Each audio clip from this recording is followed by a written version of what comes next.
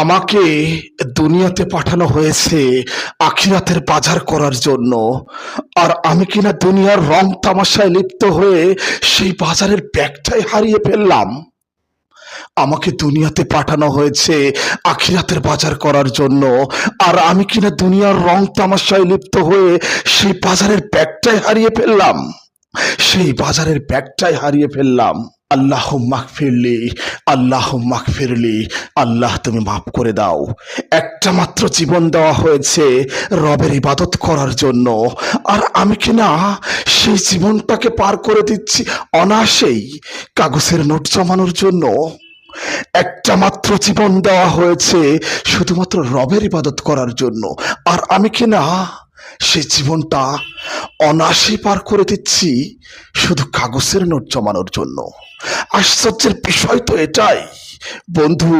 মনে রেখো, কবরের কোনো ফেরেশতা ঘুষও খায় না, কাফনে কোনো পকেট থাকে না, কবরে কোনো আলমারি থাকে না।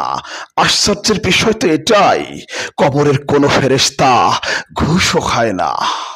প্রকৃত বাস্তবতা হচ্ছে এটা বন্ধু, তুমি বুঝলেই তোমার কল্যাণ। তুমি যে কাগজের নোট জমানোর জন্য তোমার পুরো জীবন পার করে দিচ্ছ, এটা তোমার উদ্দেশ্য নয়, এটা তোমার উদ্দেশ্য থাকার কথা ছিল না। মনে রেখো, বাজারের প্যাকেট হাতে নিয়েই তুমি পৃথিবীতে এসেছো, আর পৃথিবীতে এসে তুমি বাজারের ব্যাগটাই হারিয়ে ফেললে। বন্ধু, তুমি তোমার উদ্দেশ্য থেকে সরে গেছো, তুমি তোমার লক্ষ্য থেকে পিছিয়ে গিয়েছো। এই পৃথিবীতে এসেছো, এই পৃথিবীতে আসার অন্যতম উদ্দেশ্য হচ্ছে ইবাদতের মাধ্যমে রবকে রাজি খুশি করিয়ে জান্নাত অর্জন করা।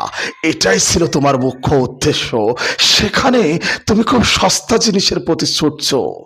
কাজেই বন্ধু, মনে রেখো, এই একটা মাত্র জীবন দেওয়া হয়েছে শুধুমাত্র রবের ইবাদতের জন্য, আর তুমি কিনা সেই জীবনটাকে অনায়াসেই পার করে দিচ্ছ শুধু কাগজের নোট জমানোর জন্য। এটাই বাস্তবতা বন্ধু। মনে রেখো, এই পৃথিবীতে আসার একটা সিরিয়াল আছে, যাওয়ার কোনো সিরিয়াল নেই। আমরা তো দেখি বাবার কাঁধে সন্তানের লাশ, এটা তো হয়, তার মানে এখান থেকে চলে যাওয়ার কোনো সিরিয়াল নেই। কাছেই বন্ধু, কখন ডাক আসবে, কখন চলে যেতে হবে, ছোট্ট সংক্ষিপ্ত এই জীবন, তোমাকে এটা বুঝতে হবে। কাজেই কাগজের নোট জমানোর জন্য তুমি তোমার এই ছোট্ট জীবনটা পার করে দিও না।